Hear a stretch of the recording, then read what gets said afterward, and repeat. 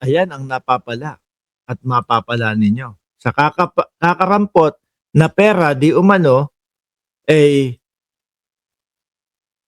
magtatago pa kayo. Hindi nyo pa makakasama ang inyong pamilya. At hindi lang ho yan, mga boss chief amo sir.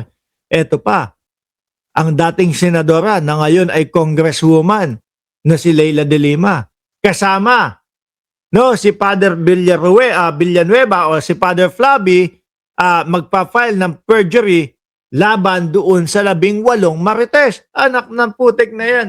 Baka napangakuan, no? Yung 18 marites. O, tagto 200,000 kayo. Ang gagawin nyo, pulang kayo sa likod. Tapos may magsasalita para sa iyo nyo. Oy, okay, pera. No? Tapos ang kapalit, ito. Kasong perjury, cyber libel, makukulong pa kayo. Eh kung 200,000 ang natanggap ninyo, kada isa kayo, hindi yata sapat yun. Lalo na dito sa kakaharapin yung mga patong-patong na kaso. Kung 1,000,000 naman ang natanggap ninyo, hindi pa din ho sapat. Para hindi makita, makapiling yung pamilya kapag kayo ay nakakulong na. Diba, sabi dito, mamamayang liberal, Representative Leila de Lima and Father Flavi Villanueva, nako, kung ano-ano na ho ang ini-issue ng mga DDS dito sa dalawa, nagtitiranda kayo, bastos ho yung mga DDS, mga kababayan Si Ngongi, ngongo na nga, ang laswa pa ng mga pinagsasasabi, siguro, siguro mga kababayan, no?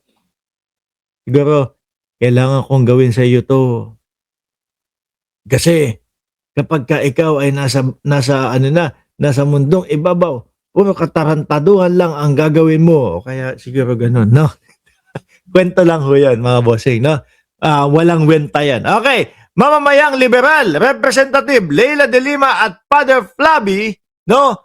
Villanueva filed separate perjury complaint Monday at the Department of Justice against 18 former Marines. Sabi ni Ma'am Bidji Badyola, kaya siya ginawang ngongo O yan, ikaw may sabi niyan, hindi ako yan ha.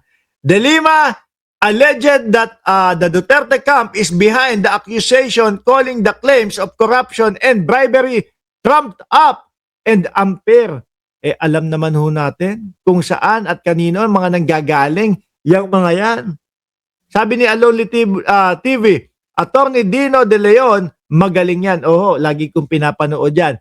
At alam niyo ho, eto si Attorney Dino. Diyan ko nalaman na may laban pa pala tayo doon kay Rodante Marcoleta. No, akala ko nung sinabi nung kampo ni Rodante Marcoleta na bago pa lang po mag-eleksyon, natanggap namin yung pera na yon. Kala ko wala nang laban. Wala nang laban, yari. Ano na to, lusot na ito. Yung pala, narinig ko sa kanya na hindi, panahon na yon ay si Rodante Marcoleta ay congressman. Kaya ang maaari diyan baka maano pa yan, kumbaga tumatanggap ng pera habang siya ay nakaupo. Di ba? Diyan ko nalaman yung kay Father Dino. Kay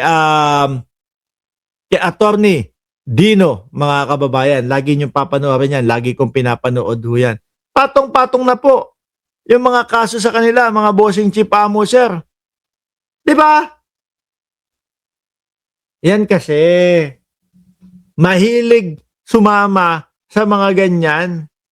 Mahilig sumama sa mga katarantaduhan. O pag nakasuhan, baka mas malaki pa po ang gastos inyo kaysa doon. Ayaw nyo ba yung mga ganitong balita? No?